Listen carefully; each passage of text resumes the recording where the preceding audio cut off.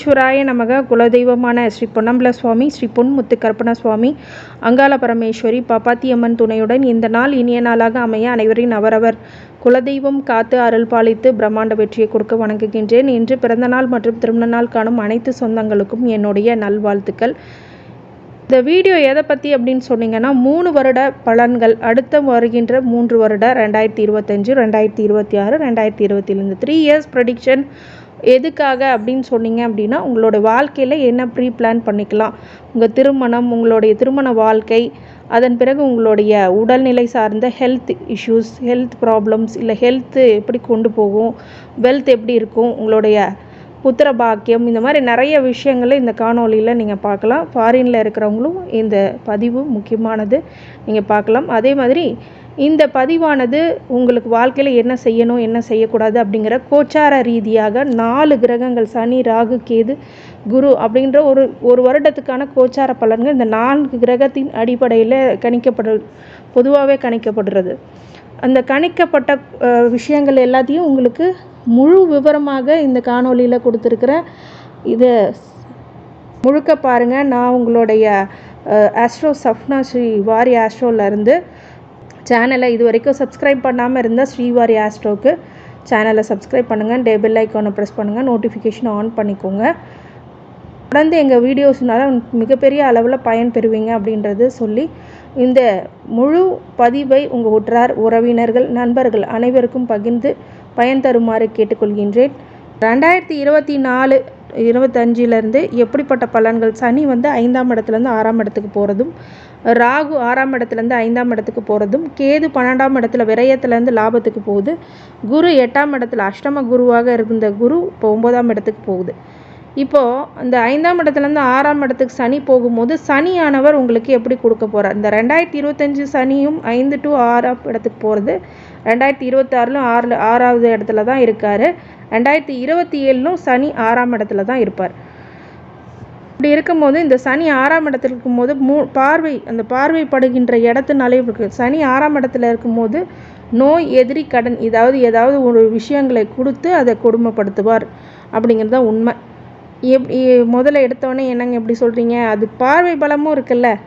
6ல் உள்ள சனி கெட்டதை கொடுத்தாலும் உங்களுக்கு நோயை கொடுத்தும் கஷ்டப்படுத்துவார், இல்லை எதிரியை கொடுத்து கஷ்டப்படுத்துவார், இல்லை கடனை கொடுத்து கஷ்டப்படுத்துவார். ஆனாலும் என் பெருமான் சிவனை நீங்கள் வேண்டிக்கிட்டு இருக்கும்போது ஒரு சில விஷயங்கள்லாம் நீங்கள் தவிர்த்து வர்றது நல்லது நடக்கும் ஆன்மீக ரீதியாக. ஆனால் 6ல் சனி வரும்போது எந்த வகையில் ஜாகிரதையாக இருக்கணும் அப்படின்னா, ஆரோக்கிய விஷயத்தில் நீங்கள் உங்களுடைய ஆரோக்கியத்தில் பார்த்துக்கணும், உங்கள் கடனை உங்கள் கை கட்டுப்பாட்டுக்குள்ளே வச்சுக்கணும். அதே மாதிரி எதிரிகள் எப்படி கட்டுப்பாட்டுக்குள்ளே வைக்க முடியும், அவங்க நமக்கு தெரியாமல் மறைமுகமாக பண்ணால் என்ன பண்ணுறது அப்படின்னா, இறை வழிபாடு தான் பண்ணணும் இதுக்கு. ஏன்னா முன்னாடி நடக்கிற விஷயங்களுக்கு நம்ம பலன் சொல்ல முடியும், பின்னாடி நடக்கிற விஷயத்துக்கு இறைவன் மட்டுமே நம்மளுக்கு துணையாக இருப்பார் அப்படின்னு சொல்லி அது பார்க்குற பார்வையிலையும் பலன் அதிகன்ற அடிப்படையில் பார்த்திங்கன்னா, சனி 8, 12, 3 அப்படி 3 இடத்தையும் பார்க்குறார். அப்போ இந்த காலகட்டத்தில் மாற்றுப்பாலினத்திலும் அசிங்கப்படுறது, அவமானப்படுறதுலாம் நடக்கக்கூடிய விஷயங்களாக இருக்கிறதுனால கவனமாக இருக்கணும் இந்த 2025. அதே மாதிரி 12ஆம் இடத்துல விரயத்தையும் பார்க்குறாரு. இதை சுப விரயமாக மாற்றிக்கிறது ரொம்ப நல்லது, இல்லாட்டினா ஹாஸ்பிட்டல் செலவு இந்த மாதிரி பிரச்சனைகளை கொடுக்கும். 3ஆம் இடத்தையும் பார்க்கும்போது புது முயற்சியில் தோய்வு, இல்லை தைரிய வீரியமாக இருக்கிறது, ஜெயம் பெறுறது அப்படிங்கிறதெல்லாம் கொஞ்சம் கஷ்டமான காலகட்டம் அப்படின்னு சொல்லி இந்த சனியோடைய பலனை சொல்கிறேன். அடுத்தது ராகு பாக்கியத்துக்கு போகிறது அப்படிங்கிறது ஒரு நல்ல நிலைமையா அப்படின்னா புத்திர தடையை கொடுக்கலாம். அடுத்தது கேது 12ஆம் இடத்துல 11ஆம் இடத்துக்கு போகும்போது ஆன்மீக வழியில் நாட்டம் உள்ளவர்கள், ஆன்மீகம் சார்ந்த விஷயங்களை பண்ணுறவங்களுக்கு லாபங்கள் அதிகரிக்கக்கூடிய காலகட்டம்னு சொல்லலாம். சில பேர்த்துக்கு லாபம் வரும். குரு 8ஆம் இடத்துலேருந்து 9, இது தான் மெயின். அஷ்டம குருவிலேருந்து மாறி பாக்கிய குருக்கு வரும்போது தான் உங்கள் பாக்கியத்தை அதிகமாக கொடுப்பார். இந்த குரு பார்க்கும்போது ரொம்ப நல்லது. அந்த 9 குருவில் வர்றது மட்டும் பாக்கியம் கிடையாது, அது பார்க்குற பார்வை 1, 3, 5 அப்படி 3 இடத்தையும் பார்க்குறார். அப்போ லக்னக்காரையும் பார்க்குறார், உங்கள் ராசிக்காரகரையும் பார்க்குறார், அதே மாதிரி உங்கள் உபஜயஸ்தானத்தையும் பார்க்குறார். சனி எங்கே பார்த்தார், 3ஆம் இடத்தை தானே பார்த்தார், அது மாதிரி குருவும் 3ஆம் இடத்தை தான் பார்க்க போகிறார். அப்படிங்கும்போது சனியால் வருகின்ற அந்த தடை தாமதங்கள், புது முயற்சியில் வெற்றி அப்படிங்கிற ஸ்தானத்தை குரு பார்க்குறதுனால நிவர்த்தி ஆச்சு இந்த பிரச்சனை. அதே மாதிரி 9ஆம் இடத்துலேருந்து 5வது இடத்தை பார்க்குறார். அப்படிங்கும்போது புத்திர பாக்கியமே இல்லை, சனினால் புத்திர பாக்கியம் இல்லை, ராகுனால புத்திர தடை இருந்தாலும் குரு வந்து அந்த 5ஆம் இடத்தை பார்க்கணும், புத்திர தடை நீங்கும் அப்படிங்கிறது ஒரு நல்ல விஷயம். பொதுவாக அப்புறம் இந்த 2025 பார்த்தீங்க அப்படின்னா இந்த 5ஆம் இடம் 6ஆம் இடத்து சனியும் ராகுவும் பிரச்சனைகளை கொடுத்தாலும் குருவானவர் காப்பாற்றவே வரார். அப்படிங்கும்போது இது ஆவரேஜான பலன்கள் உங்களுக்கு கண்டிப்பாக இந்த காலகட்டத்தில் நடக்கும். கொஞ்சம் கவனமாக இருக்கணும், எச்சரிக்கையாக இருக்கணும். 2025 2026 அதே கோச்சார பலன்கள் தான். சனி 6ஆம் இடத்துலையும், ராகு 5ஆம் இடத்துலையும், கேது 11ஆம் இடத்துலையே தான் இருக்கும். குரு 9லேருந்து 10ஆம் இடத்துக்கு போகிறாரு. 10ஆம் இடத்துக்கு போகும்போது 3 இடத்துல பார்வை எடுக்கிறவங்க தன குடும்ப வாக்குஸ்தானத்தையும் பார்க்குறார். அதே மாதிரி உங்களுடைய 4ஆம் இடத்திலான சுபபோக வாழ்க்கைக்கும் வீடு மனை அப்படிங்கிறதெல்லாம் வாங்கக்கூடிய நிலை, அப்புறம் தாயார் வழியில் நல்ல விஷயங்கள் நடக்கிறது அப்படிங்கிறது அதெல்லாம் நடக்கும். 10ஆம் இடத்துலேருந்து 6ஆம் இடத்தை பார்க்குறாரு. அப்படிங்கும்போது நோய் எதிரி கடன் அப்படிங்கிற விஷயத்துலேருந்து சனி பார்க்குறாரு வராருங்கும் போது அந்த இடத்த பார்க்குறார் குரு. அப்படிங்கும்போது நோய் எதிரி கடன் அப்படிங்கிறது உங்கள் கட்டுப்பாட்டுக்குள்ளே வரும். 2026 ஓரளவுக்கு நல்லாயிருக்கு. 2027 சனி 6ஆம் இடத்துல தான் இருக்கார். அப்படியே ராகு மட்டும் 4ஆம் இடத்துக்கு வந்துடுறார், கேது 10ஆம் இடத்துக்கு வர்றார். அதேமாதிரி குரு 10ஆம் இடத்துலேருந்து 11ஆம் இடத்துல தொழில் குருலேருந்து லாபஸ்தானத்துக்கு வர்றார். குரு 10ஆம் இடத்துக்கு வந்து கொஞ்சம் தொழில் ரீதியான பிரச்சனைகளும் உத்தியோகத்தில் பறிபோகக்கூடிய பதவிகளும் இருந்தாலும் இந்த 11ஆம் இடத்துக்கு வரும்போது தொழிலில் லாபத்தை கொடுக்க காத்திருக்கிறார். ராகு வந்து 4ஆம் இடத்துல இருக்கிறது அப்படிங்கும்போது சனி ஆல்ரெடி நான் உங்களுக்கு பலன் சொல்லிட்டேன். ராகு வந்து 4ஆம் இடத்துல இருக்கும்போது உங்கள் சுகபோக வாழ்க்கையில் பிரச்சனையை கொடுப்பார்.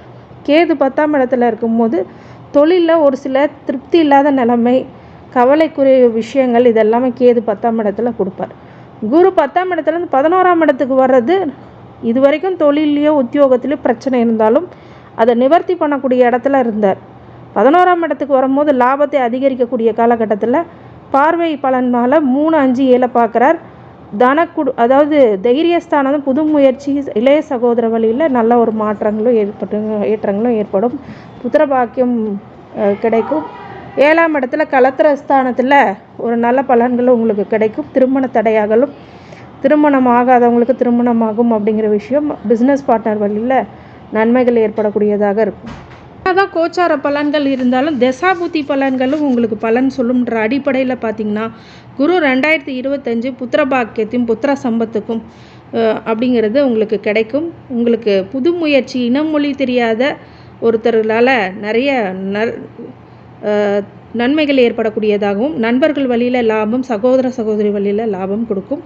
வெளிநாடு பயணம், வெளியூர் பயணம், வெளிநாடு தொடர்புடைய வருமானம், பாக்கியத்தை கொடுக்கக்கூடிய இடத்துல புண்ணிய காரியங்களை பண்ணக்கூடியதாகவும், தந்தை வழி சொத்துக்கள் கிடைக்கக்கூடியதாகவும், ராசி சுபிட்சைக்கு அனைத்து வகையிலுமே கொடுக்கக்கூடியதாக இந்த 2025 குரு திசையில் உள்ளவங்களுக்கு குரு பலன்கள் கிடைக்கும். 2026 குரு திசை நடக்குது ஒருத்தவங்களுக்கு அப்படின்னு கேட்டிங்கன்னா உங்கள் ஜனனகால ஜாதகத்தில் நான் குரு திசை தாங்க போயிட்டுருக்கு. அப்போ 2026 தொழிலில் முன்னேற்றம், தன குடும்ப வாக்கு, அதாவது பொருளாதார ரீதியாகவும் நன்மை, அதே மாதிரி குடும்பத்திலையும் சுபிட்சம், மகிழ்ச்சி.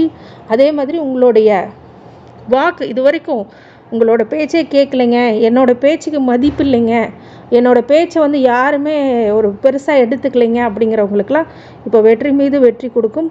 4ஆம் இடத்துலையும் பார்க்குறாரு. அப்படிங்கும்போது உங்களுடைய சொத்து சுகங்கள் அப்படிங்கிறதும் உங்களுடைய வருமானத்தில் அதிகரித்து கிரகப்பிரவேசம் பண்ணக்கூடிய, வீடு கட்டி கிரகப்பிரவேசம் பண்ணக்கூடியதாகவும், உங்களோட சொந்த வீட்டுக்கு நீங்கள் போகிறீங்க. இது வரைக்கும் வாடகை வீட்டில் கஷ்டப்பட்டுட்டு இருக்கவங்களாம் சொந்த வீடு கட்டுவீங்க. அதே மாதிரி ஒரு மனையாவது கண்டிப்பாக வாங்குவீங்க. அந்த மாதிரி விஷயங்கள் நடக்கும். 6ஆம் இடத்துக்கு பார்க்கும்போது கண்டிப்பாக உங்களுடைய வாழ்க்கையில் ரணவேதனையாக பட்டு இருந்த நோய்கள் எல்லாம் மாறும். அறுவை சிகிச்சை நடந்துகிட்டு இருக்கவங்களுக்கு உங்கள் உடல் தேறி நல்ல நிலைக்கு வரும். அதே மாதிரி சில பேர்த்துக்கு கடன் அடைக்கக்கூடிய நல்ல பிராப்தம் அமையும் குரு திசையில் உள்ளவங்க. அதே மாதிரி கடன் கட்டுப்பாட்டுக்குள்ளே, உங்களோட கட்டுப்பாட்டுக்குள்ளே வந்து கடன் அடைக்கக்கூடிய யோகமும் கிடைக்கும். எதிரிகளால் இவ்வளோ நாள் மறைமுக எதிரிகளால் இந்த சூழ்ச்சி, சூது, சூனியம் இந்த மாதிரி பண்ணிகிட்டு இருந்தவங்களுக்கெல்லாம் இப்போ குலதெய்வ அனுகிரகத்தினால நல்ல பலன், கண்டிப்பாக நன்மை ஏற்படும். 2027 அந்த ஆண்டு குரு திசை நடந்துகிட்ருக்குறாங்க அப்படின்னா லாப குருவாக வராரு. உங்கள் தைரியம், அது வீரியம் அப்படிங்கிறது வெற்றியை கொடுக்கக்கூடியதாகவும், இளைய சகோதர வழியில் நல்ல மாற்றங்களும், நண்பர்கள் வழியில் உதவிகளும் கண்டிப்பாக கிடைக்கும். நிறைய பேருக்கு நிறைய ஃப்ரெண்ட்ஸ் இருக்காங்க, பிரயோஜனம் இல்லாமல் இருக்குது. இந்த காலத்தில் பிரயோஜனப்படுவாங்க. அதே மாதிரி இது வரைக்கும் குழந்தைங்களால நிம்மதியே இல்லைங்க, குழந்தைங்க வழியில் பிரச்சனையாக இருக்குங்க அப்படின்னு சொல்கிறவங்களும் இந்த குழந்தைகள் வழியில் நல்ல நிம்மதி கிடைக்கும், சந்தோஷம் கிடைக்கும். அதே மாதிரி கலத்துற வகையில் கணவன் மனைவிக்குள்ளே பிரச்சனை இருக்குங்க அப்படிங்கிறவங்களுக்கெல்லாம் இந்த காலகட்டத்தில் ரொம்ப சுபிட்சமான பலன்கள் கொடுக்கும். 2 பேரும் ஒன்றா கூட சேருவீங்க. இல்லை டிவோர்ஸ் ஆயிடுச்சிங்க அப்படின்னா இன்னொரு திருமணம் பண்ணக்கூடிய காலகட்டமாக இந்த காலகட்டம் கண்டிப்பாக அமையும். அடுத்தது சனி திசை 2025, 2026, 2027 அப்படிங்கும்போது நோய் எதிரி கடன் அப்படின்ற ரோக சனிக்கு வராரு. அதனால் பார்வை பலத்தில் கவனமாக இருக்கணும். அசிங்கம், அவமானம், கொடுக்கல் வாங்கல பிரச்சனை, மாங்கல்ய தோஷம் இதெல்லாம் ஏற்படக்கூடியதாக இருக்கும். அதேமாதிரி சுப விரயங்களை கொடுக்கக்கூடியதாகவும், சில இடத்துல வண்டி வாகனத்தில் ரொம்ப கடுமையான இதில் இருக்கும். ஒரு விஷயங்கள் சனி திசையில் ரொம்ப ஜாக்கிரதையாக கவனமாக இருக்கணும்.